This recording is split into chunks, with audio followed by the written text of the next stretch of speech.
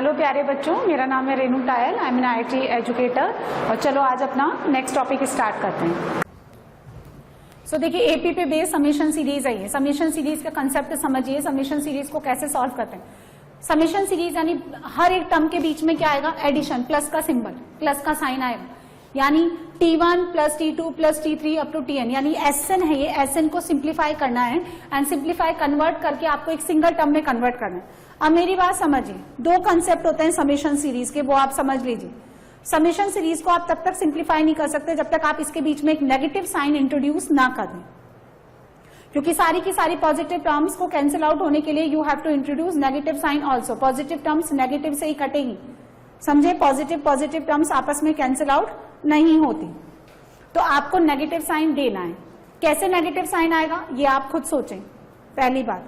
दूसरा, जब आप कैंसिल आउट करते हैं तो यदि पहले ब्रैकेट की कोई भी सेकंड ब्रैकेट की टर्म से कटने लगती है तो हम ये बोलते हैं कि having the difference one there will be two terms remains, दो टर्म बचेगी। स्टार्टिंग से अगर पॉजिटिव बचती है तो लास्ट से कौन सी बचेगी, नेगेटिव, और अगर स्टार्टिंग से नेगेटिव बचती है तो लास्ट से अपोजिट साइन की पॉजिटिव। ये हम कैंसिलेशन में समझ लेंगे।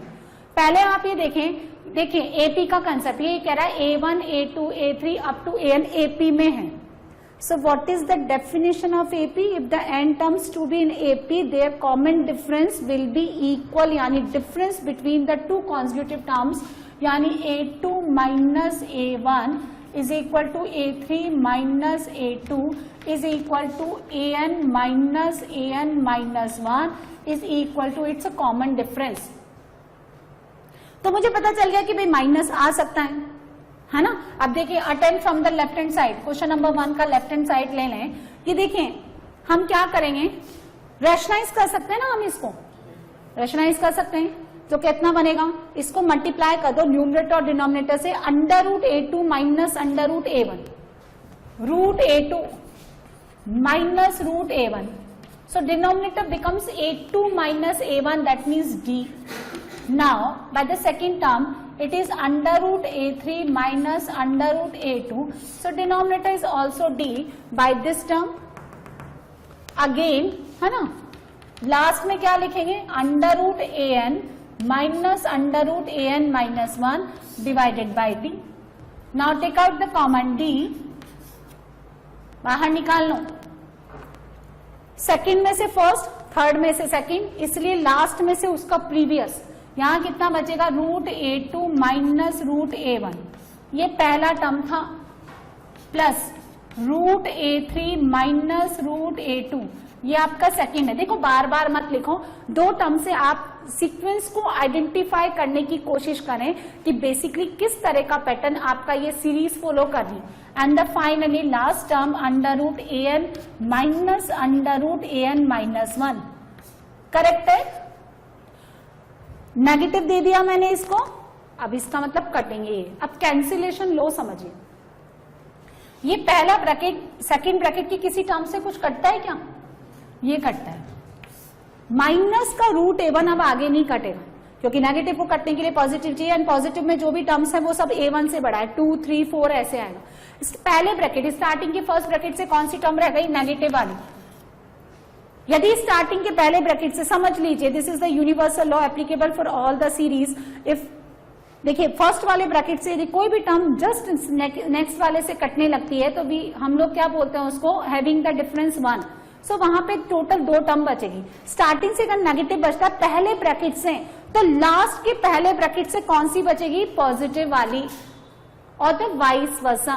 स्टार्टिंग से पॉजिटिव बचती है तो लास्ट से नेगेटिव, और उधर से नेगेटिव तो इधर से पॉजिटिव। अब आपको ज्यादा कुछ दिमाग लगाने की जरूरत नहीं, वहां से नेगेटिव बच रही है तो लास्ट से कौन सी बचेगी, पॉजिटिव। सो कितना आ गया, under root AN minus under root A1 divided by D। अब सुनो, यदि पहले ब्रैकेट की कोई भी टर्म सेकंड वाली ब्रैकेट से ना कट करके थर्ड वाले से कटती है, सो हम बोलते हैं हैविंग द डिफरेंस 2। तो टोटल पूरी सीरीज में कितनी टर्म बचेगी, 4। दो पॉजिटिव स्टार्टिंग के पहले दूसरे ब्रैकेट से, तो दो नेगेटिव लास्ट के nth और n-1 ब्रैकेट से। स्टार्टिंग के दो तो लास्ट के दो, दो पॉजिटिव स्टार्टिंग से तो लास्ट के दो नेगेटिव, और द वाइस वर्सा, स्टार्टिंग से नेगेटिव तो लास्ट से पॉजिटिव। बात समझ में आ गई ऐसे।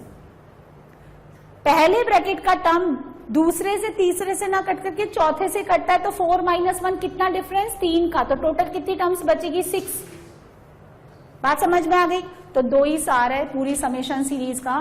First, to simplify the summation series you have to insert negative sign, and second one ये कैंसिलेशन लॉ। अब देखो मेरे को चेक करने की जरूरत ही नहीं है कि बीच की कटेगी नहीं कटेगी, कटा जाएगी, हमें क्या लेना ना, हम यहाँ नेगेटिव ले ले उधर से पॉजिटिव ले ले। डी, अब एक और बात सुनो, किसी भी क्वेश्चन को सिंप्लीफाई करने के लिए आप जो भी डेटा लेट करते हैं, अज्यूम करते हैं, that should be remove finally in your answer, right. So D देखो कहीं पे भी इस क्वेश्चन में गिवन है क्या, कहीं आपको डी नजर आता है कि पर आपने माना, सो डी रिमूव करिए in form of these terms N, A1 और AN, ठीक है। तो लास्ट टर्म कौन है उस AP का, AN। क्या होता है इसका general term, A1 + n-1 into D. तो डी हटा लो, AN - A1 divided by n-1 and replace here, so √AN - √A1, D का वैल्यू डालो, AN - A1 divided by n-1। अच्छा सुनो, ये कौन है, अल्फा माइनस बीटा, तो ये कौन है, α² - β², माइनस माइनस कट गया, प्लस आ गया, ऊपर में कितना बचेगा, n-1, और नीचे कितना बचेगा बताओ, प्लस वाला बच जाएगा, तो √AN + √A1, √A1 + AN लिखो या उल्टा लिखो, this is your right hand side, ये आंसर, ठीक। अब आपकी बात समझ में आनी चाहिए, मैंने कंसेप्ट क्वेश्चन नंबर 2 पे आइए। Again A1, A2, A3 minimum 3 terms तो प्रोवाइड करेंगे। हो गया क्या सौरभ आपका ये क्वेश्चन, AP में है, नॉन जीरो टर्म्स क्यों गिवन है, AP में जीरो टर्म्स नहीं होती क्या, अरे होती है पर डिनोमिनेटर में नहीं होती, ठीक है। Prove that. अगेन आप क्या काम करेंगे, वही कि ये वाला ये कंसेप्ट ले लो, आप बोलो क्या लिखेंगे, A1/A2, इसको D से डिवाइड, D से मल्टीप्लाई कर दो। देखो मेरा पर्पस क्या है, फिर माइनस लाना, पहले तो माइनस लाना और फिर बाद में काटना, कटती जाएंगी, जो बचेगी वो मेरा आंसर। A1 A2 D नीचे डाला तो ऊपर भी D मल्टीप्लाई होगा, कि ऊपर जो D मल्टीप्लाई होगा ना उसको हम डालेंगे A1 A2 के फॉर्म में, तो A1 A2 के फॉर्म में D कौन है, yes A2 - A1 upon A1 A2। Next बोलो, फिर ऊपर D है, अब D किसके फॉर्म में लिखेंगे, A2 A3, तो A3 - A2 upon A2 A3 and so on, बस खत्म, ज्यादा लिखना विखना नहीं, तुमको किसको दिखाना है, ये बोर्ड का तोड़ना है। अब सुनो, दिस अपॉन दिस कितना, 1/A1 - 1/A2 प्लस फिर कितना 1/A2 - 1/A3। देखिए जैसे ही आप 2 टर्म लिख लेते हैं ना, आप सिमेट्री को ऑब्जर्व कर लीजिए, डिनोमिनेटर में 1 - 2, 2 - 3, नेक्स्ट क्या आएगा, नेक्स्ट ब्रैकेट बोलो 3 - 4। अच्छा ठीक है, लास्ट बोलिए, छोटे वाले में से बड़ा वाला सब्ट्रैक्ट हो रहा है, 1/AN - 1 - AN। अब सुनो, पहले वाले ब्रैकेट का टर्म नेक्स्ट वाले से कट रहा है क्या, इसका मतलब कितने का डिफरेंस, 1 का, टोटल कितनी टर्म्स बचेगी, 2, ये बचेगी क्या, कौन सी टर्म है, पॉजिटिव, तो लास्ट से तो ये कट जाएंगी सब, तो क्या आ गया, 1/D 1/A1 - 1/AN। Now note down AN - A1 upon A1 AN, और D का वैल्यू निकाला था मैंने लास्ट टर्म से, क्या लिखेंगे, last term AN is equal to A1 + n-1 इंटू D। सो D कितना, AN - A1 divided by n-1, cancel out, so your answer is n-1 upon A1 AN, right hand side. चलिए attempt next third number. Again you have to given 2 के terms हैं AP में, starting from the 1 A1 A2 A3। देखो मेरी बात सुनो, इनको T1 T2 T3 से भी नोटेट करते हैं, T से, और A से भी डिनोट करते हैं। मैंने आपको कहा था NCERT 11th क्लास की जो बुक है, 11th क्लास का टॉपिक है, उसमें टर्म्स को T ना दे करके क्या ले रखा है, स्मॉल a। तो ये सारी की सारी टर्म्स AP में है। अच्छा देखो इसमें क्या है, ध्यान से देखो, कंसेप्ट क्या बताया मैंने आपको, सीरीज के 2, पहले तो आपको बोला माइनस इंट्रोड्यूस करो, पर मेरे को तो ये समेशन सीरीज नजर ही नहीं आ रही है क्या आपको, इसमें एक पॉजिटिव है एक नेगेटिव है, एक पॉजिटिव है फिर नेगेटिव है, पॉजिटिव है नेगेटिव है, तो नेगेटिव देने की जरूरत है क्या आपको, ऑलरेडी नेगेटिव है इसमें, ऑलरेडी नेगेटिव है ना, ये कंप्लीट समेशन सीरीज थोड़ा है, जैसे कि स्टार्टिंग के 2 क्वेश्चन थे कहीं नेगेटिव था ही नहीं, इसमें तो पॉजिटिव भी है नेगेटिव भी है, इसका मतलब पहला काम तो इसने खुद ने कर रखा है। अच्छा, by the definition of the AP A2 minus A1, A3 minus A2, A4 minus A3 and finally A2k minus A2k minus 1 is equal to common difference. अब क्या करिए, सुनो, लेफ्ट हैंड साइड ले लो, इसको लिखें A1 square minus A2 square plus, ठीक है, A3 square minus A4 square and similarly last में A2k minus 1 whole square minus A2k square.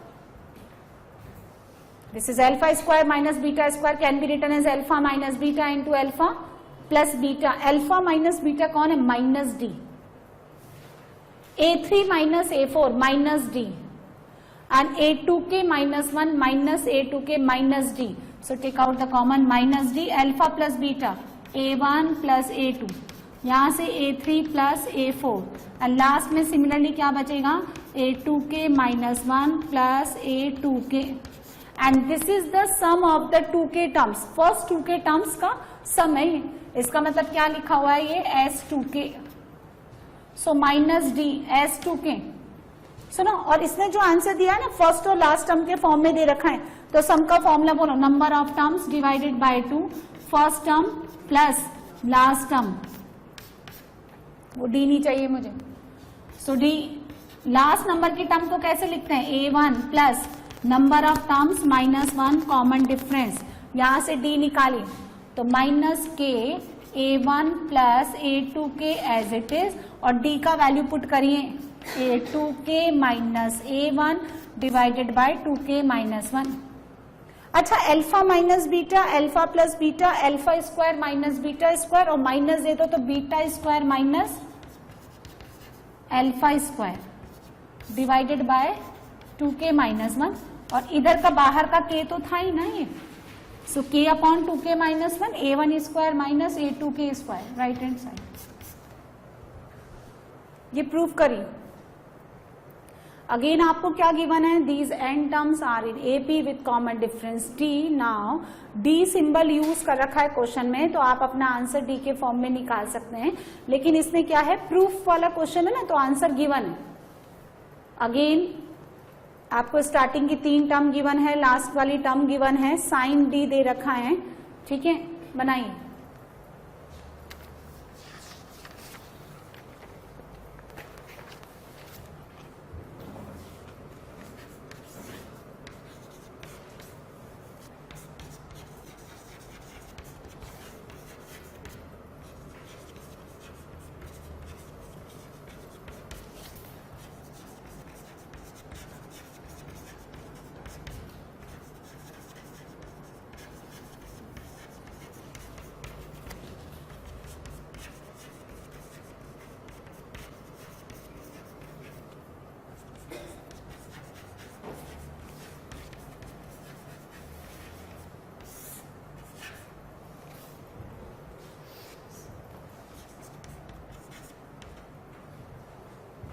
देखिए again these A1, A2, A3, AN are in AP और common difference कितना है? D। तो आपको ये प्रूफ करना है। देखें, अच्छा अब इसमें माइनस माइनस नहीं है, तो फिर क्या कंसेप्ट है? माइनस देना पड़ेगा। चलो अब कॉसेक है ना, इसको देखिए, अच्छा माइनस देना पड़ेगा। सेकंड का ट्रिग्नोमेट्री आ रही है तो ट्रिग्नोमेट्री का भी कोई फॉर्मूला लगाना पड़ेगा। बात तो समझ में आ गई? ट्रिगो आ गई तो कोई फॉर्मूला तो देना पड़ेगा ना, इसको यूज करना पड़ेगा। चलिए, अच्छा डी दे रखा है तो डी के फॉर्म में आप आंसर निकाल सकते हैं, आपको बताया था ना मैंने, लेकिन in the first part A D के फॉर्म में नहीं है, पर सेकंड में डी के फॉर्म में है। चलिए ए का लेफ्ट हैंड साइड ले लो, again A2 minus A1, A3 minus A2, है ना, और कितना हो गया? 2 minus 1, 3 minus 2, 4 minus 3 is equal to कितना हो गया? डी। साइन डी, इसको लिखो 1 upon sine A1 sine A2। Now the cosec is converted into sine by taking reciprocal. जील हो गया क्या तुम्हारा? साइन A2 साइन A3 बना लिया क्या तुमने? अपॉन, बस बहुत है, क्यों टाइम पास करना, अभी देख लेते हैं क्या होता है। अब सुनो, मुझे माइनस साइन लाना है, ये दिमाग में रखो, ये साइन डी अंदर भेजो। जब साइन डी अंदर जाएगा तो इस डी को इन एंगल्स के फॉर्म में लिखना है, और जब ये वाला साइन डी इसके साथ मल्टीप्लाई होगा तो डी को इन दोनों के फॉर्म में लिखना है। ठीक है, जब आप साइन डी यहां लेके जा रहे हैं तो first term become sine A2 minus A1 upon sine A1 sine A2 plus sine, बोलिए यहां कितना, A3 minus A2 divided by sine A2 sine A3, बस करते जाएंगे। लास्ट वाला देख लेते हैं हम, sine an minus an minus 1 divided by sine an minus 1 sine an। Okay, अब सुनो मेरी बात सुनिए, देखो इसमें ना आपको एक कंसेप्ट जानने की जरूरत है। जब डिनोमिनेटर में माइनस माइनस तो आ गया, साइन a माइनस b के फॉर्मूले में नेगेटिव आता है ना, तो कट जाएगा। जब डिनोमिनेटर में दोनों टर्म्स साइन साइन की हो तो ऊपर भी साइन से मल्टीप्लाई करना है। अभी तो आपको साइन क्वेश्चन में ऑलरेडी गिवन है, तो आप साइन को अंदर इंसर्ट कर देंगे और नेगेटिव ला देंगे। अगर आपको साइन गिवन नहीं है तो बहुत सारे क्वेश्चन ऐसे होते हैं, जैसे जेईई एडवांस का एक क्वेश्चन दे रखा है 4 मार्क्स का, उसमें साइन वाइन नहीं दे रखा, आपको मल्टीप्लाई करना है, आपको डिवाइड करना है। ठीक है, तो साइन साइन अगर डिनोमिनेटर में तो न्यूमरेटर में भी साइन आएगा। अच्छा, अगर डिनोमिनेटर में कॉस कॉस है तो भी न्यूमरेटर में क्या आएगा, साइन। कैसे आएगा, मेरी बात सुनिए, साइन साइन है, साइन जब आप ओपन करेंगे ना एंगल्स के साथ, तो एक टर्म साइन की आती है, एक टर्म कॉस की आती है, एक टर्म कट जाएगी, एक बच जाएगी। जब कॉस कॉस आता है तो फिर ये साइन कॉस देगा, कॉस कॉस कट जाएगा, साइन अपॉन कॉस tan दे देगा। अब अगर डिनोमिनेटर में एक टर्म साइन का है और एक टर्म कॉस का है तो फिर अब आप किससे मल्टीप्लाई करेंगे, कॉस से, रिमेंबर दिस। और अगर डिनोमिनेटर में साइन कॉस है और आपने साइन इंसर्ट किया तो ये कटेगा ही नहीं। काटने के लिए पॉजिटिव टर्म को नेगेटिव के इक्वल भी तो होना पड़ेगा। In the trigonometry having the same angle आप काट कैसे देंगे, हर पॉजिटिव हर नेगेटिव से कटती थोड़ी ना, इक्वल पॉजिटिव इक्वल नेगेटिव से कटती है। बात समझ में आ गई।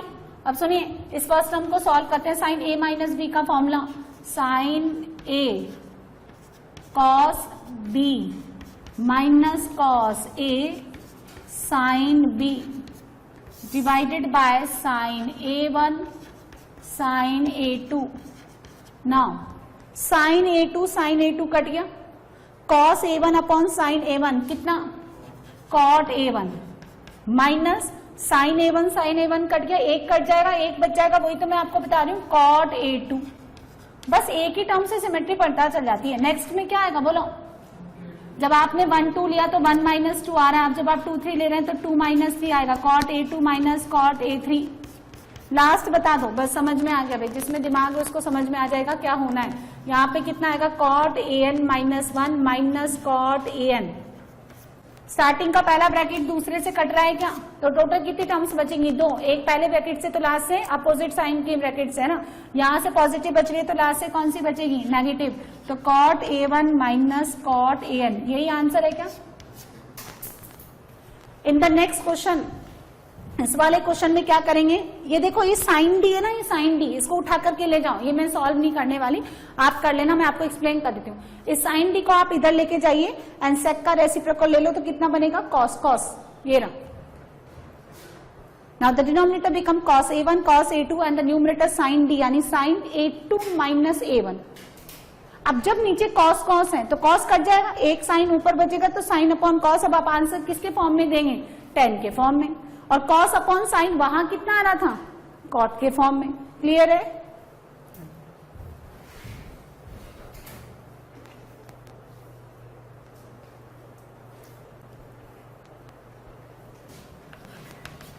Simplify, theta given 0 to π/2 and the sigma m equals to 1। The summation series को कॉम्पैक्ट फॉर्म में लिखने का तरीका क्या होता है, ये सिग्मा लंबी चौड़ी सीरीज को क्या रिप्रेजेंट करता है, एक छोटे से फॉर्मेट में रिप्रेजेंट कर देता है, cosec theta plus m minus 1 pi by 4। जो कंसेप्ट मैंने आपको सिखाया उसी कंसेप्ट को मॉडिफाई करके ये IIT JEE का एडवांस का क्वेश्चन है। Is equals to 4√2। अच्छा, कौन से साल का क्वेश्चन है? 2009। कितने नंबर का? 4, नंबर तो 4 है भाई, आपको -1 भी मिल सकते हैं ना, तो 4, -1 दोनों ऑप्शन आपको गिवन है यहाँ पे। चलिए ना, सो थीटा निकालना है भाई 0 से लेकर π/2। ऑब्जेक्टिव क्वेश्चन है पर ऑप्शन नहीं है, आप लोगों को ऑप्शन ये दे जाएंगे, फट्टे मारते हो तुम लोग। टर्म्स है ना,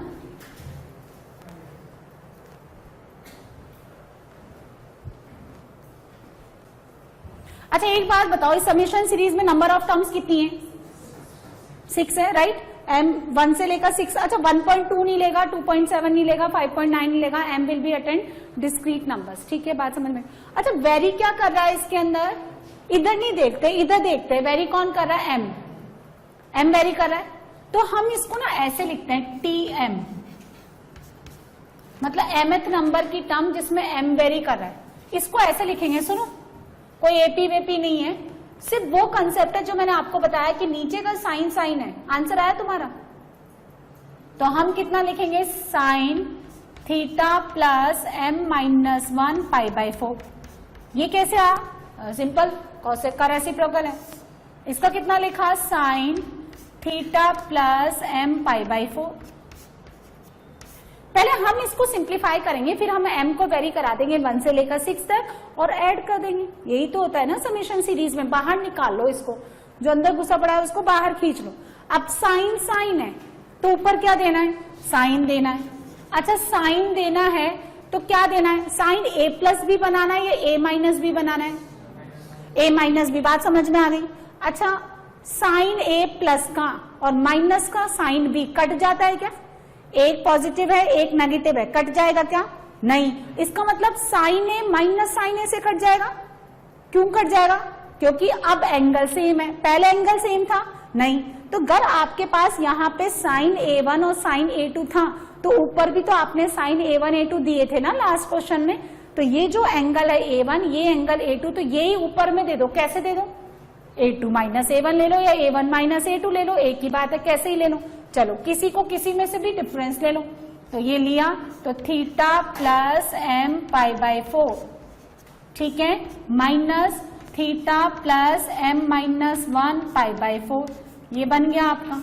अच्छा, एक और बात मुझे आपसे जाननी है, ये न्यूमरेटर कितना था? 1 था ना।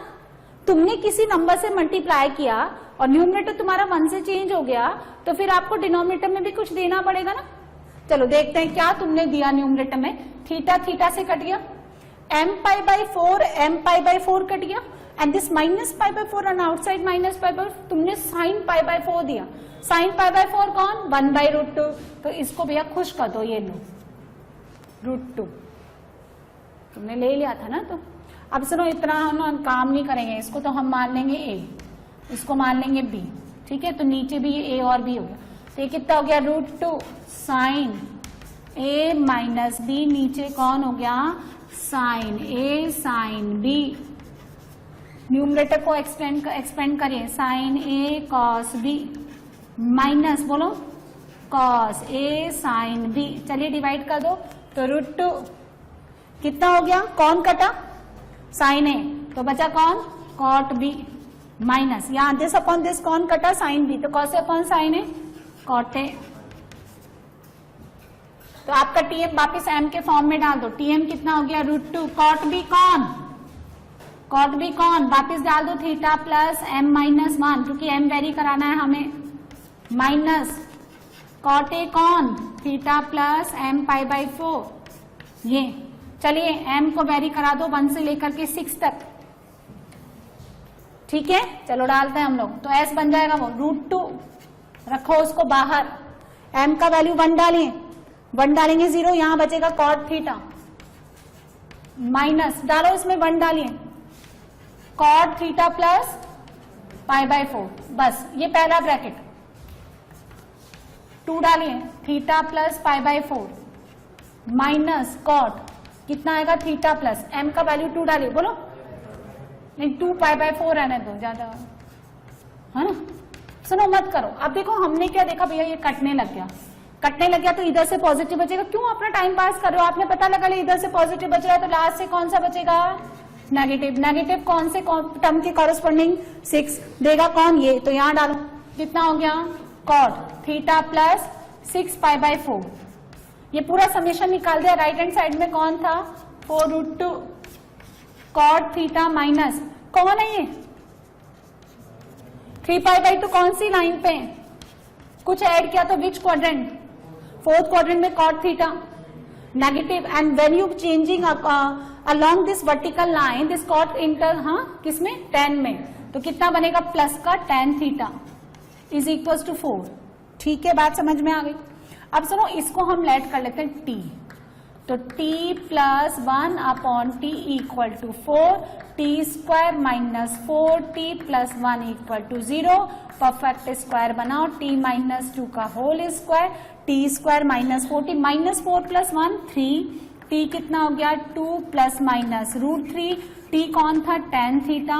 आपको दो वैल्यू देगा अकॉर्डिंग टू प्लस साइन और माइनस साइन। अच्छा जरा बताओ, बड़े लोग धुरंधर बैठे हैं यहाँ ट्रिग्नोमेट्री पढ़ करके, थीटा कितना हो गया, 15 डिग्री। 15 डिग्री को कितना लिखते हैं पाई में, π/12, ये 15 डिग्री। ठीक है, और ये कितना है, 17.5 डिग्री, 75 डिग्री है ये।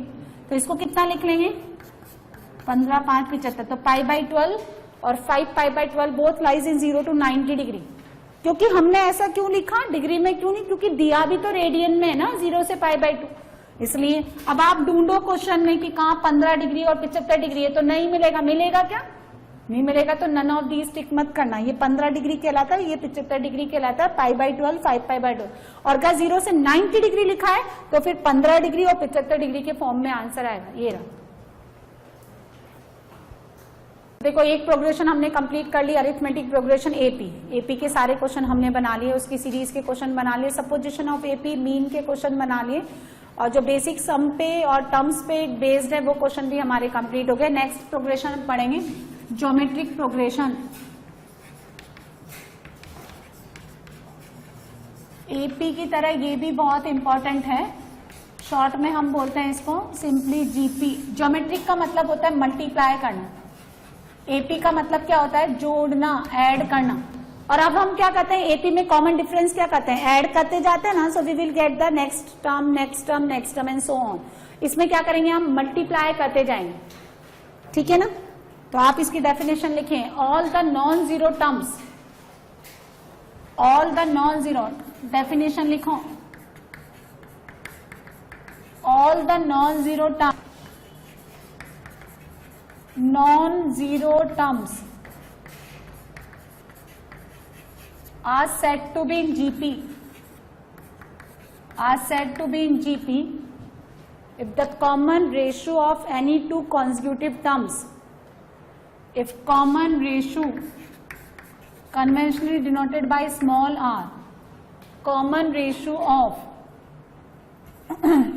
common ratio मतलब ऐसे लिखें, all the non-zero terms are said to be in GP if the ratio of, common हटा दो, if the ratio, उसको हम बोलते हैं common ratio, if the ratio of any two consecutive terms, any two consecutive terms, that is Tn upon Tn minus 1, Tn upon Tn minus 1 यानी next upon previous is always remain constant, always remain constant throughout the series। पूरी series के लिए division क्या होता है, ये ratio क्या होना चाहिए, कांस्टेंट होना चाहिए। यानी कि देखो यदि आपका T1, T2, T3, Tn minus 1 और Tn जीपी में है तो second upon first term, third upon second, fourth upon third and last upon Tn minus 1, ये रेशियो हमेशा इक्वल होना चाहिए। And this ratio is called the common ratio. वहां पे क्या बोलते थे हम लोग, डिफरेंस, यानी कॉमन डिफरेंस। अब देखो इसमें ना कुछ चीजें आप नहीं है वो देखो, एक तो मैंने आपको लिखाया नॉन जीरो टर्म्स, ऐसा मैंने एपी में नहीं लिखाया था, यानी जीपी में टर्म्स ना जीरो नहीं होती, एक भी टर्म जीरो, मैडम इतनी आपने लिए एक आध तो जीरो ना एक भी नहीं होती। कैसे? सपोज हमने मान लिया कि T2 जीरो है, T2 जीरो है, तो T2 अगर यहां बैठा तो R कितना आना चाहिए? जीरो, और T2 अगर यहां बैठा तो धमाका R कितना आना चाहिए? इन्फिनिटी। मैंने तो ये बोला कि कॉमन रेशियो पूरी सीरीज के लिए क्या होनी चाहिए? सेम होना चाहिए, कांस्टेंट होना, आपने तो चेंज कर दिया। सपोज अगर आपका T3 जीरो है तो यहां से तो धमाका करेगा और वहां से जीरो देगा, तो पहले बात तो डिनोमिनेटर में किसी जीरो को बिठा ही नहीं सकते, और टर्म क्या है? एक बार न्यूमरेटर में आ रहा है, एक बार डिनोमिनेटर में, इसलिए कोई भी टर्म जीरो नहीं होगी। बात समझ में आ गई है ना? ये डेफिनेशन आपको समझ में आ गई? अच्छा, अब और देखो धीरे धीरे एक एक कहानी जानते हैं हम। बात समझ में आ गई कि R जीरो नहीं होगा। यदि R आपका 0 से लेकर के 1 के बीच में है तो हम इसको बोलते हैं डिक्रीजिंग जीपी। कैसे? जैसे फॉर एग्जाम्पल ये 1 लिया, 1/2, फिर 1/2 स्क्वायर, 1/2 की power 3 and so on, decreasing GP. R कितना आ रहा है? 1/2, कॉमन रेशियो 1/2, एंड टर्म्स ना डिक्रीज कर रही है, that's why it is called the decreasing. R कितना आ रहा है? 1/2 ना, 1/2 इस रेंज में आ रहा है नहीं आ रहा है? अच्छा, अगर आपका R ग्रेटर देन 1 है तो हम इसको बोलते हैं increasing GP, increasing GP. For example ये 1, 2, 2 स्क्वायर, 2 की पावर 3, बोलो बोलो R कितना है? R2 यानी ग्रेटर देन 1, तो टर्म्स क्या है? इंक्रीज कर रही है ना। अगर आपका R नेगेटिव है, लेस देन 0, यानी 1 - 2, 2 स्क्वायर -2 की पावर 3, फिर प्लस का 2 की पावर 4 एंड सो ऑन, तो हम इसको बोलेंगे नाइदर इंक्रीजिंग नॉर डिक्रीजिंग। क्योंकि देखो पहले बढ़ती है, घटती है, बढ़ती है, घटती है, बढ़ती है, घटती है, पता ही नहीं चल रहा कब बढ़ती है कब घटती है, तो ना तो बढ़ रही है ना घट रही है। यहाँ पे तो क्या R का वैल्यू अगर ग्रेटर देन 1 है तो इंक्रीजिंग जीपी। देखो ये इस तरह के वर्ड्स है ना क्वेश्चन में यूज होंगे, you have to given an increasing GP और R में क्वाड्रेटिक बनेगी, तो you have to choose that value of R for which greater than 1। यदि डिक्रीजिंग जीपी है तो R का वो वैल्यू लेना है जो फ्रैक्शनल हो, 0 से 1, और अगर आपका R नेगेटिव है तो आपका ना तो इंक्रीज करता है ना डिक्रीज करता है, और ऑब्वियसली R 0 नहीं होता। अगर आपका R 1 हो गया इसका मतलब ये सारी टर्म्स इक्वल हो गई, तो फिर क्या इंक्रीजिंग, सब तक एक ही हो गया, कांस्टेंट हो गया है। इस तरह से 2, 2, 2, 2, 2 सारी की सारी terms T1 = T2 = T3 = Tn, ये होगी। तो देखो एक तो नॉन जीरो टर्म्स होनी चाहिए, जीपी में कोई भी टर्म जीरो नहीं होगी, कॉमन रेशियो कभी भी जीरो नहीं होता। यदि R फ्रैक्शनल है तो डिक्रीजिंग, R 1 से बड़ा है तो इंक्रीजिंग, R नेगेटिव है तो ना इंक्रीजिंग ना डिक्रीजिंग, और R अगर आपका 1 है तो all the terms will be equal. ठीक है, बात समझ में आ गई? ये जीपी की डेफिनेशन समझ में आ गई?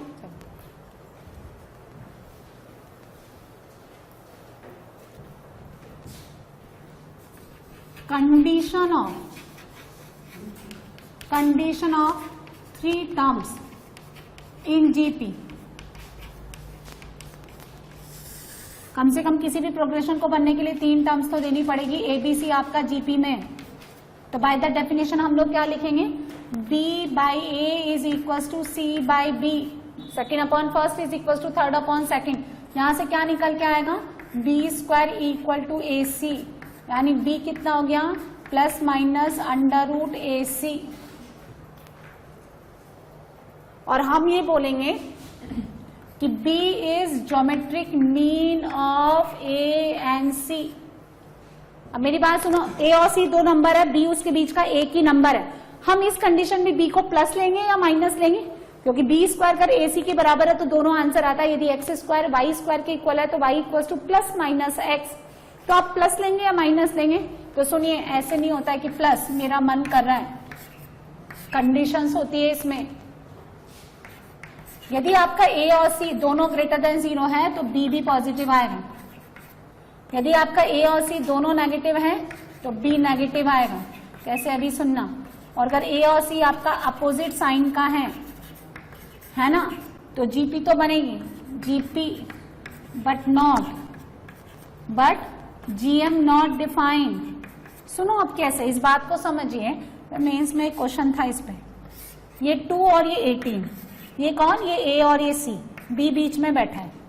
देखो ज्योमेट्रिक का मतलब है मल्टीप्लाई करना, मीन का मतलब बीच में जाना चाहिए, मतलब बी का वैल्यू ए और सी के बीच में ही आना चाहिए, ना इधर आना चाहिए ना इधर आना चाहिए। ठीक है, चलो ये 3 टर्म्स जीपी में ए बी सी, तो बी स्क्वायर कितना हो गया ए सी, बी स्क्वायर कितना हो गया 16, तो बी कितना आएगा +-4। अच्छा एक बात बताओ, यदि जीपी बनती है तो नेगेटिव भी आ सकता है पॉजिटिव भी आ सकता है। हम लोग किसकी बात कर रहे हैं, ज्योमेट्रिक मीन का। तो सुनो, इन 2 नंबर्स का ज्योमेट्रिक मीन पूछ रहा है वो आपसे। देखो जीपी में तो एक पॉजिटिव एक नेगेटिव एक पॉजिटिव, जीपी नहीं है क्या, जीपी है ना ये।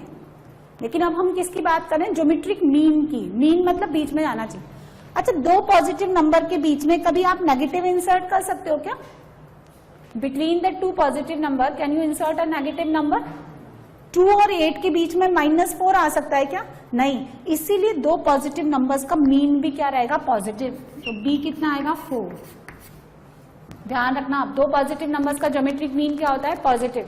चलिए अब यहाँ पे 2 नेगेटिव ले लो, -8 और -2, तो बी स्क्वायर कितना हो गया -8 -2 कितना, तो बी वापिस कितना देगा +-4। अच्छा 2 नेगेटिव के बीच में पॉजिटिव डाल सकते हो क्या आप, तो अब ज्योमेट्रिक मीन कैसा होगा, नेगेटिव। तो जब दोनों पॉजिटिव है तो मीन पॉजिटिव, दोनों नेगेटिव है तो मीन नेगेटिव। अब सुनो, एक नेगेटिव एक पॉजिटिव, ये रहा बी, और बी एक रियल नंबर है, suppose b belongs to R, तो बी स्क्वायर कितना हो गया -16।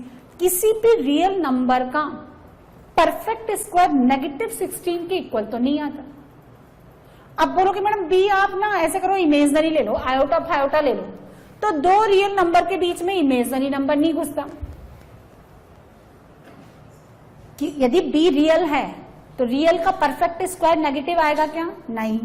अब आप कहते हो मैडम बी को रियल मत लो, आप तो आयोटा ले लो, तो आयोटा ले ले तो फिर 2 रियल नंबर के बीच में आयोटा इंसर्ट कर सकते हो, नहीं। इसका मतलब इस केस में ज्योमेट्रिक मीन डिफाइन नहीं है।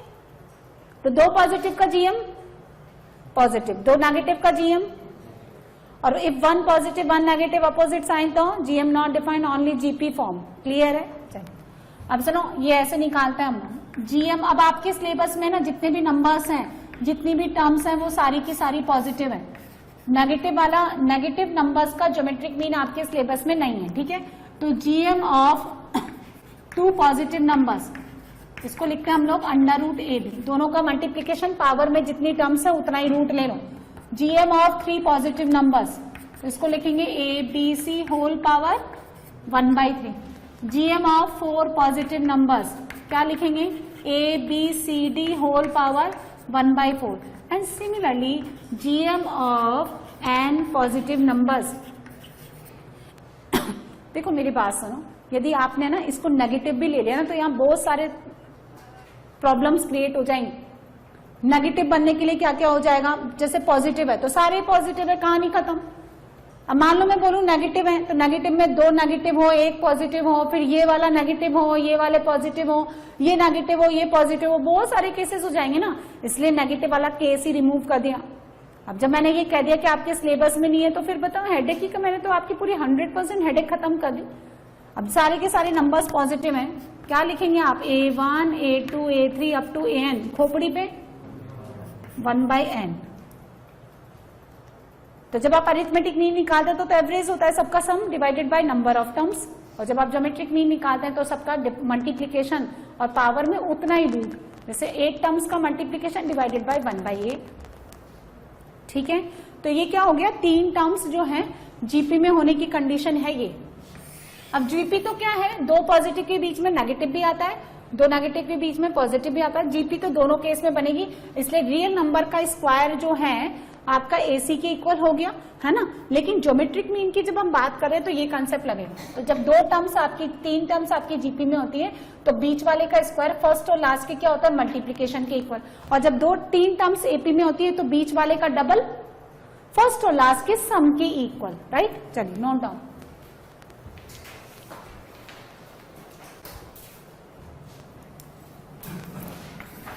स्टैंडर्ड टर्म्स इन जीपी, ठीक है। अब आप ले लो, देखो जीपी की first term of GP is equal to a and common ratio आप कितना ले लो, आर। तो जीपी की टर्म्स कैसे बनाएंगे, फर्स्ट टर्म तो ए है, T1 हो गया। अब क्या करेंगे, मल्टीप्लाई करते जाओ ना, मल्टीप्लाई करते जाइए ए आर, ताकि क्या है T2 अपॉन T1 कितना बने, r, then a r square, a r cube. अच्छा लास्ट टर्म बोलो a r raise to n minus 1।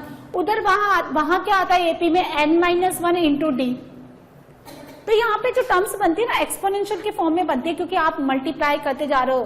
तो जब r फिर मल्टीप्लाई करोगे तो स्क्वायर हो जाएगा, फिर क्यूब हो जाएगा, फिर n माइनस 1। चूंकि आप r को कहां से स्टार्ट कर रहे हैं, 0 से, r की पावर 0 से लेकर के n माइनस 1। सो Tn यानी which is also called the last term is a r raise to n minus 1। n में फर्स्ट डिग्री आपको देता है एपी का जनरल टर्म, और आपको एक्सपोनेंशियल के फॉर्म में क्या मिलता है, जनरल टर्म ऑफ जीपी। कैसे लिखा है ये, एक्सपोनेंशियल फॉर्म में। क्लियर है, समझ में आ गया। Now sum of first n terms of GP, GP की फर्स्ट n टर्म्स का सम, चलिए उसको हम क्या लेते हैं, Sn। जोड़ दीजिए इन सबको, a plus A r square, last में ए आर की power n minus 2, A R की पावर n माइनस 1। लास्ट की दो टर्म लिखें। अब क्या करेंगे, इसको r से मल्टीप्लाई करें both side and displace right side 1 unit term only. एक ही यूनिट से डिस्प्लेस करना, 1 यूनिट मतलब 1 टर्म। तो ये कितना बन जाएगा, ए आर, इसके नीचे बिठा दो। ए आर कितना बन जाएगा, ए आर स्क्वायर। अच्छा ये वाला क्या बन जाएगा, इसके नीचे बिठा दो, और ये बन गया a r raise to n। ध्यान रखना मैंने कैसे निकाला, सब्ट्रैक्ट कर दो। तो Sn 1 माइनस आर कितना हो गया, a। कट जाएंगे ना, सब कटेंगे ना, कौन बचेगा भाई, minus a r raise to n। So Sn becomes a 1 minus r raise to n divided by 1 minus r. And this can also written as a r raised to n minus 1 upon r minus 1। ये तब हम लगाते हैं जब r आपका fractional हो, और ये तब लगा लेते हैं जब r का वैल्यू 1 से बड़ा हो। And remember in these formulas r not equal to 1। r का वैल्यू 1 नहीं होना चाहिए, इधर ये दबा के होंगे, r का वैल्यू 1 ले सकते हो क्या आप। इसका मतलब r इक्वल टू 1 के लिए हम सम नहीं निकाल सकते, क्या निकाल सकते हैं, लेकिन इस फॉर्मूले से नहीं, है ना। अच्छा आप सुनो, Sn वहां पे AP के Sn को मैंने Tn में कन्वर्ट किया था ना, n/2 a प्लस l, तो इसको भी कन्वर्ट कर लेंगे। तो Sn कितना हो गया, a को अंदर भेजो, a minus a r raise to n minus 1 into r. देखो क्या किया मैंने, समझ आया, अपॉन 1 माइनस आर। तो Sn equals to a minus कौन है ये, l r upon 1 minus r. एक और फॉर्मूला, अब इफ r इक्वल्स टू 1, यदि आपका कॉमन रेशियो 1 है तो all the terms are equal, क्या बन जाएगा, Sn क्या हो जाएगा, a, दूसरी टर्म भी a and how many times, n times, so it becomes n। तो r इक्वल टू 1 के केस में आप यहां से निकाल लें, डायरेक्टली टर्म्स इक्वल हो गई, है ना। अब देखिए next, sum of infinite number of terms in GP. GP में यदि इनफाइनाइट नंबर ऑफ टर्म्स है तो उनका सम कैसे निकालेंगे, लेकिन ये तभी होल्ड करता है जब r आपका कितना हो, -1 से 1 एक्सेप्ट 0। कैसे, देखो यदि टर्म्स खत्म ही नहीं हो रही, 100 हो गई, 200 हो गई, 1000 हो गई, मिलियंस बिलियंस हो गई, खत्म ही नहीं हो रही है, चलती जा रही है इनफाइनाइट तक, फिर आप इसको r से मल्टीप्लाई कर दो, ये आ गया यहाँ पे ए r square and so on, subtract कर दो, तो S 1 माइनस R और A कट जाएगा ना, नेक्स्ट वाली कट जाएगी इनफाइनाइट, तो तुमको भागना नहीं है उसके पीछे। तो यहां से S इन्फिनिटी, ये कितना आ गया A अपॉन 1 माइनस R। लेकिन ये फॉर्मूला देखो आपका तभी लगता है जब R फ्रैक्शनल हो। क्यों अभी बताते हैं, देखो क्यों फ्रैक्शनल हो, क्योंकि 1 से बड़े नंबर का इनफाइनाइट पावर। आरुष आपकी तबीयत ठीक है? तो 2 की पावर 5 कितना?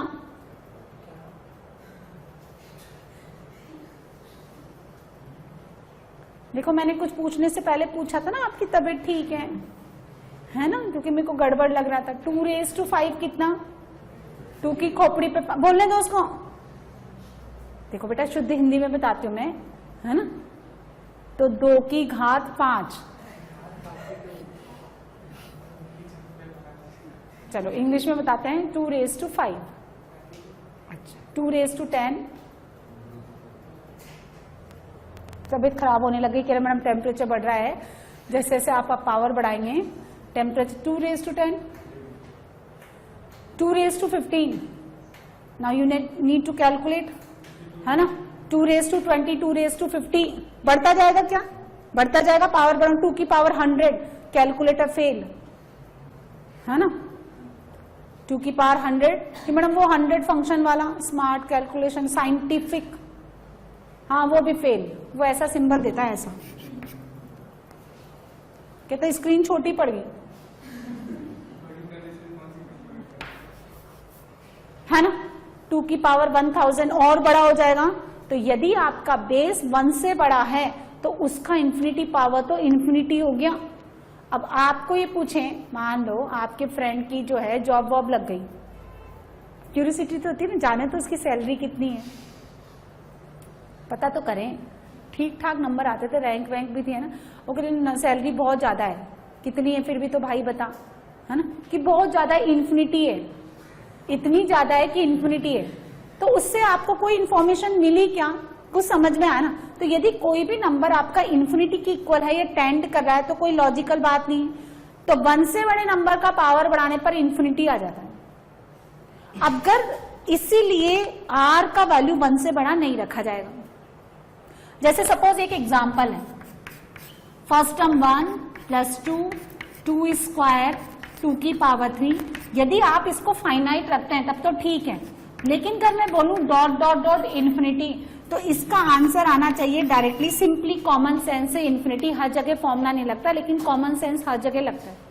लेकिन फिर भी आप बड़े होशियार बन रहे हैं कि भैया जीपी का फॉर्मूला पढ़ा है, इनफाइनाइट वगैरह में लगाऊंगा without checking the condition. R का ए कितना है, फर्स्ट टर्म 1, आर कितना है 2, और 2 तो इस रेंज में आता ही नहीं, लेकिन फिर भी लगाया हमने। तो a अपॉन 1 माइनस आर, तो ये आपको देगा -1। तो देखो इतनी सारी टर्म्स, इतनी सारी पॉजिटिव टर्म्स का सम -1, जबकि 3 तो यही मिल गया। अरे इतना तो आता है, माना कि आप इतना नहीं जोड़ सकते सिर्फ इतना ही जोड़ सकते, तो भी 3 तो आ ही रहा है, तो इसका मतलब ये नहीं लग रहा, ठीक है। अच्छा और होशियारी दिखाएंगे अब हम। -1 -2 -2 स्क्वायर -2 की पावर 3 एंड सो ऑन। तो इसका बेसिकली क्या आंसर आना चाहिए, माइनस इन्फिनिटी। पर बड़े होशियार बन रहे हो तुम। तो फर्स्ट टर्म -1, कॉमन रेशो कितना है, अरे कॉमन रेशो तो बोलो कितना आ गया, 1। हाय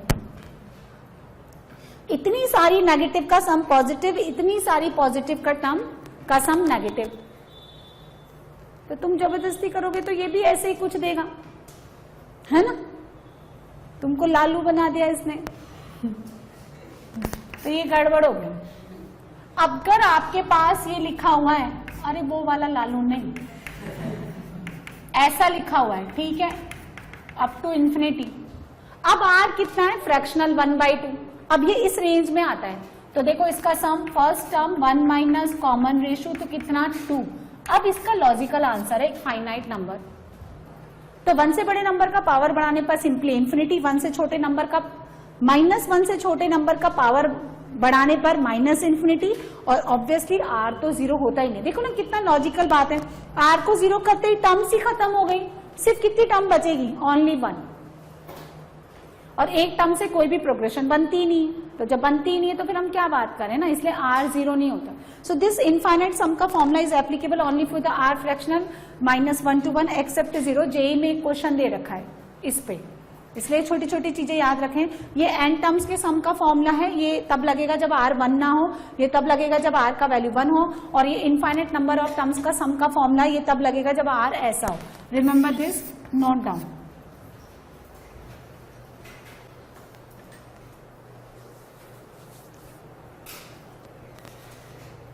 तो उसमें आपको लिखा देते हैं supposition of terms in GP.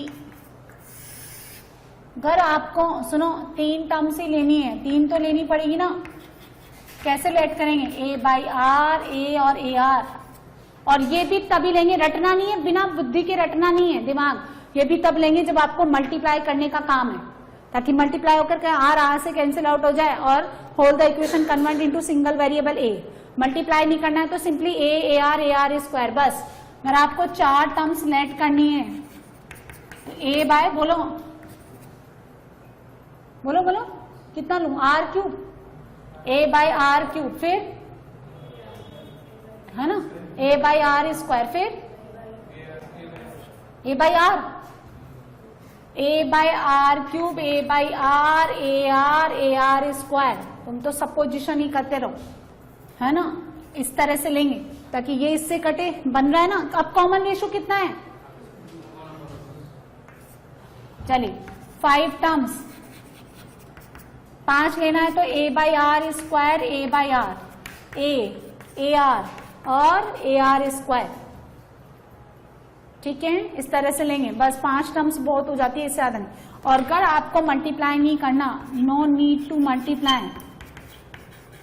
Multiply, तो जस्ट सिंपली लेट, आप ऐसे ले लो a r square, a r cube and so on, बस खत्म।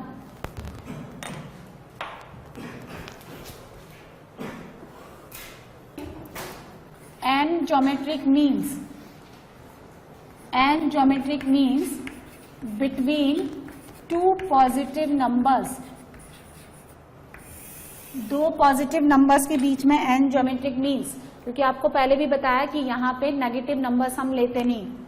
सो let a and b are the 2 positive numbers, और a और b के बीच में एंड ज्योमेट्रिक मीन इंसर्ट कर दो आप इस तरह से, g1, g2, g3 up to gn, इस तरह से इंसर्ट कर दो कि दीज n+2 टर्म्स, ये सारी की सारी n+2 टर्म्स किसको बिलोंग करें, जीपी को।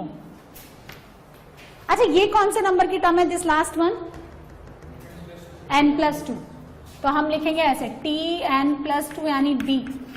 अच्छा, फॉर्मूला बोलो, first term common ratio r, power में n+2 -1, तो a r raise to n+1 equal to b, तो r raise to n+1 is equal to b by a, and further this gives you r equals to b upon a whole power 1 upon n+1, right. अब क्या करेंगे, common difference AP में निकालने के बाद हम लोग ऐड करते जाते थे, यहां क्या करते जाएंगे, मल्टीप्लाई। g1 है तो सेकेंड टर्म, लेकिन है first geometric mean, first geometric mean कितना हो जाएगा, ए आर, उसको मल्टीप्लाई कर दो आर से तो ये सेकंड टर्म बन जाएगी। g2 कैसे बनेगा, a r square, g3 a r cube, and similarly gn a r raise to n। देखो, जब g1 ले रहे हैं तो बेसिकली फर्स्ट ज्योमेट्रिक मीन है, लेकिन टर्म सेकंड नंबर की है, तो gn ले रहे हैं तो nth ज्योमेट्रिक मीन है, पर टर्म कौन से नंबर की, n+1। अच्छा, एपी में क्या करते थे, सबको ऐड करते थे, जीपी में क्या करेंगे, सबको मल्टीप्लाई, तो g1, g2, g3 up to gn। g1 कौन, a r square, a r cube and so on, a r raise to n-1, नहीं n। अच्छा, a को कितनी बार मल्टीप्लाई किया आपने, n टाइम्स, आर सबका बेस सेम होता है तो by the property of exponential power will be added. तो यहां से 1, यहां से 2, यहां 3, यहां 4 और यहां कितना हो गया n। First n natural numbers का sum n into n plus 1/2। इसको ऐसे लिखें r raise to n plus 1 whole power n/2। Exponential की प्रॉपर्टी होती है ये। a raise to m into n can be written as a raise to m whole power n। ठीक है, अच्छा मेरे पास ये वैल्यू है एक्चुअली, कहाँ है वो b/a, तो a raise to n b upon a whole power n/2। देखो लॉग आता है तो लॉग की प्रॉपर्टीज लगानी पड़ेगी, ट्रिगो आता है तो ट्रिगो के फॉर्मूले यूज करने पड़ेंगे, एक्सपोनेंशियल आता है तो एक्सपोनेंशियल के फॉर्मूले। तो फिर से लगाइए a raise to n b raise to n/2 अलग अलग कर दो upon a raise to n/2। इसकी पावर n, इसकी पावर n/2, दोनों का बेस सेम, ऊपर जाके कितना हो जाएगा। अब जब आप एडिशन लगाते हैं तो आप सिग्मा यूज करते हैं, जब आप प्रोडक्ट यूज करते हैं तो एक सिंबल आता है पाई। तो r इक्वल्स टू 1 से लेकर के n, इसको लिखेंगे gr। r का वैल्यू 1 g1, r का वैल्यू 2 g2, r का वैल्यू 3 g3, r का वैल्यू n gn और सबके बीच में मल्टीप्लीकेशन। तो ये क्या शो कर रहा है g1 g2 g3 up to gn। कितना हो गया a raise to n/2 b raise to n/2 can be written as ab whole power n/2। और इस फॉर्मूले से, इस वाले फॉर्मूले से मैं लिख सकती हूँ ab की पावर 1/2 यानी under root whole power n। तो सारे के सारे geometric mean g1 g2 g3 up to gn, ये कितना हो गया gm of first and last term.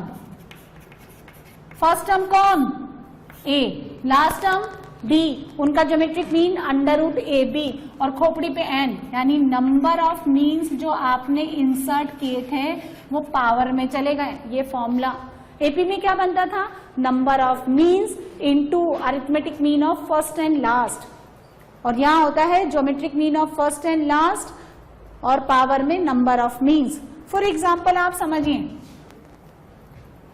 जैसे आपके पास ये दे रखा है 2 और यहां दे रखा है 8 और यहां पे डाल दिया आपने g1 g2 g3 up to कितना g6, और मुझे इन सब का मल्टीप्लीकेशन चाहिए g1 g2 g3 g6।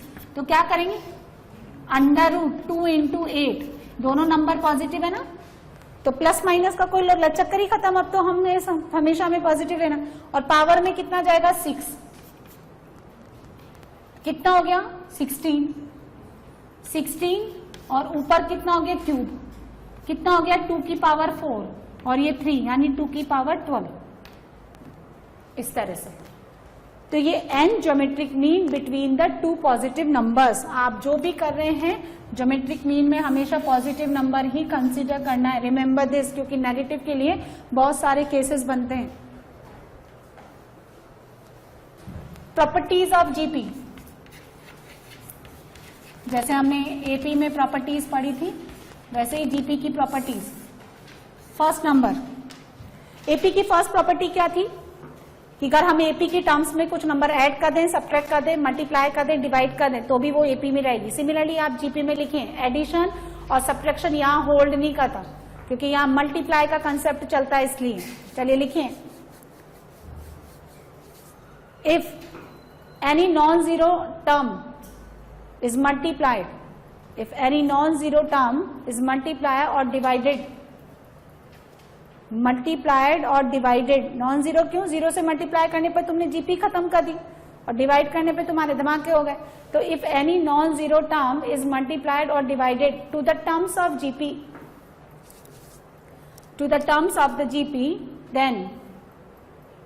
then resultant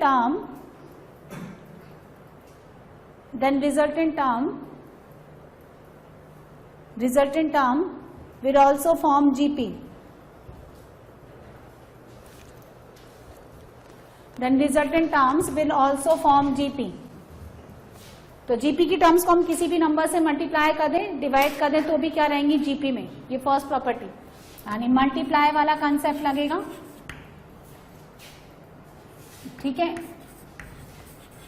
और डिवाइड वाला लगेगा। चलिए सेकंड, हाँ, every term accept first and last. every term except first and last is the GM of the two numbers, is the GM of the two numbers equidistant of it. Every term except first and last is the GM of two numbers, GM of the two numbers equidistant of it. Write down in bracket if exist. आपको बताया था ना geometric mean कब exist करता है. तो suppose देखें, जैसे मैंने एक जीपी बना दी 1 2 फिर 4 फिर 8 16 32 64 और बस इस तरह से. अच्छा ये 2 जो है 1 और 4 का ज्योमेट्रिक मीन है और 1 और 4 पॉजिटिव है तो ये भी पॉजिटिव है, एग्जिस्ट करना चाहिए. 4 2 और 8 का ज्योमेट्रिक मीन है. अच्छा 8 जो है 2 यूनिट आगे चलेंगे तो 1 और 2 यूनिट पीछे चलेंगे 64, यानी 3 यूनिट आगे और 3 यूनिट पीछे, इक्वल डिस्टेंस. तो 1 और 64 का ज्योमेट्रिक मीन 8 आता है ना. तो हर एक टर्म T1 T2 T3 यहां आएगा Tn माइनस के, फिर आएगा Tn, फिर आएगा Tn प्लस के यूनिट तो यहां आएगा और k यूनिट आपका लेफ्ट में आएगा. तो Tn is the geometric mean of these two numbers equidistant of it.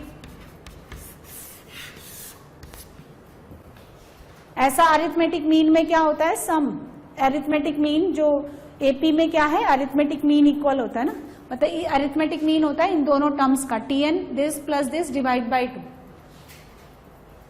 अच्छा एक और बात सुनो, स्टार्टिंग से फर्स्ट लास्ट से फर्स्ट इनका मल्टीप्लीकेशन 64, स्टार्टिंग से सेकंड लास्ट से सेकंड 32 इंटू 2 64, थर्ड लास्ट से थर्ड 16 इंटू 4 64.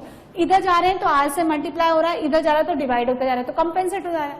एपी में इधर पढ़ते हैं तो डी जुड़ता जाता है, इधर जाता है तो घटता जाता है, यदि डी पॉजिटिव है तो लिखें. यदि ये सारी की सारी टर्म्स थर्ड प्रॉपर्टी लिखें T1 T2 T3 up to Tn, ये सारी की सारी टर्म्स जीपी में हैं. तो स्टार्टिंग से फर्स्ट लास्ट से फर्स्ट, स्टार्टिंग से सेकंड लास्ट से सेकंड, स्टार्टिंग से थर्ड एंड लास्ट से थर्ड, इन सबके मल्टीप्लीकेशन के इक्वल होता है. लिखें the product of the two terms, the product of the two terms equidistant from beginning और ending. The product of two terms equidistant बराबर दूरी पर, इक्विडिस्टेंट फ्रॉम बिगिनिंग और ending are always equal in GP, are always equal in GP. Fourth property number 4, if all the terms of the GP, write down property number 4, if all the terms of the GP, if all the terms of the GP are raised to the same power, are raised to the same power, then resultant terms will also form GP. देखें ये है AR, AR square, AR cube, ये सारी की सारी किसमें, GP में. यदि मैं सबका स्क्वायर कर दूं, सब पे पावर कितना ले लूं 2, है ना. तो जरा देखें क्या टर्म्स बनती है. A square R square A square R raise to 4 and so on. ये अभी भी जीपी बनाएगी. This upon this R square, this upon this R square, और रेशियो सेम होता तो जीपी होती. अच्छा अगर मैं इनका क्यूब कर दूं, A cube R cube A cube R raise to 6 and so on, तो भी ये किस में रहेंगी, जीपी में. करके देख लो आप, R क्यूब. यदि मैं इन पे पावर कितना ले लूं -1, यानी क्या कर दूं, रेसिप्रोकल. पावर -1 का मतलब क्या होता है, रेसिप्रोकल. तो 1 upon A, 1 upon AR, 1 upon AR square, 1 upon AR cube and so on, तो भी किस में रहेंगी, जीपी में. यदि आप सबका अंडर रूट ले लें, सबका 1/3 पावर, सबका 2/3 पावर सब ले लें, तो भी किस में रहेंगी, जीपी में. यानी जीपी के टर्म्स में यदि आप सेम पावर लेते हैं तो वो रिजल्टेंट टर्म्स भी क्या फॉर्म करेगी, जीपी। लेकिन यदि जीपी में कोई भी टर्म आपको नेगेटिव गिवन है और आपने अंडर रूट ले लिया तो मामला गड़बड़ हो जाएगा, डिफाइंड होनी चाहिए। समझे आप? क्लियर है? Note down. तो जीपी की टर्म्स को अगर हम सेम पावर से इंक्रीज करते हैं तो भी वो जीपी बनाएंगे। प्रॉपर्टी नंबर 5,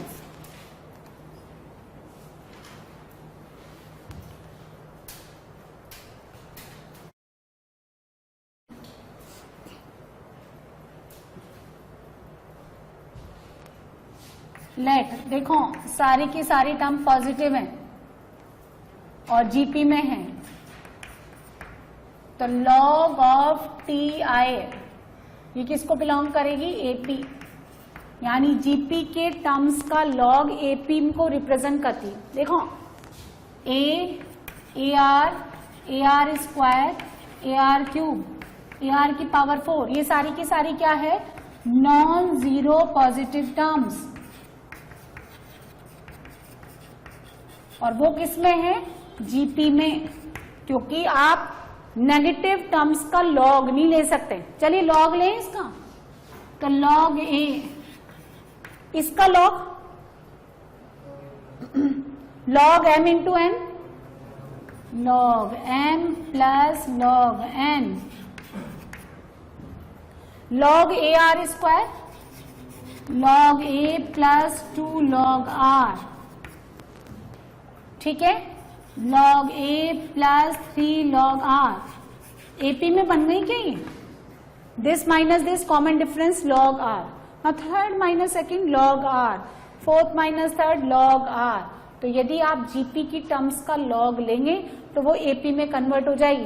और अगर एपी का वापिस एंटी लॉग लेंगे, लॉग हटा देंगे यानी एक्सपोनेंशियल, फिर से देखो यदि आप जीपी की टर्म्स का लॉग लेंगे तो एपी, और यहां से आप वापस एंटी लॉग ले लेंगे, एंटी लॉग मतलब एक्सपोनेंशियल ऑफ एपी, वापस उसको किस में कन्वर्ट कर देगी, जीपी में।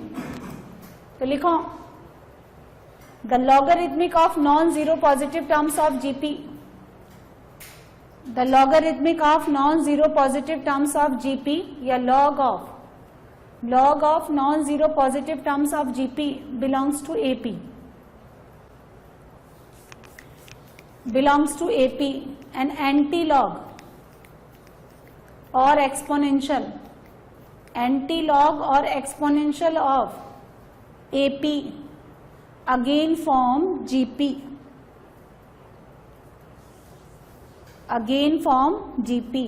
तो ये 5 प्रॉपर्टीज हैं, ये जीपी यहाँ पे खत्म हो जाता है। अब हम नेक्स्ट टर्न पे क्या करेंगे, इन पे बेस्ड क्वेश्चन करेंगे, ठीक है, आप लोग पढ़ के आना। तो बच्चों आपने ये वीडियो देखा, मेरा आपको ये सजेशन है कि आप वीडियो को मूवी की तरह ना देखें, पहले इसका जो थ्योरी पार्ट है, जो भी कंसेप्ट मैंने आपको पढ़ाया उसको अच्छे से समझें, और जो भी इलस्ट्रेशन मैंने थ्योरी के बाद जो भी एग्जांपल्स मैंने लिए हैं उनको आप पहले अपने आप से अटेम्प्ट करें, and if you face any difficulty तो फिर आप उसका सोल्यूशन देखें। आपको ये वीडियो कैसा लगा मुझे कॉमेंट सेक्शन में लिख करके जरूर बताएं, और क्वेश्चन से रिलेटेड या थ्योरी से रिलेटेड जो भी आपकी क्वेरी है, जो भी आप डाउट्स हैं वो भी आप मुझसे पूछ सकते हैं, और जितना हो सकेगा जल्दी से जल्दी मैं आपको डाउट्स क्लियर करने की कोशिश करूंगी।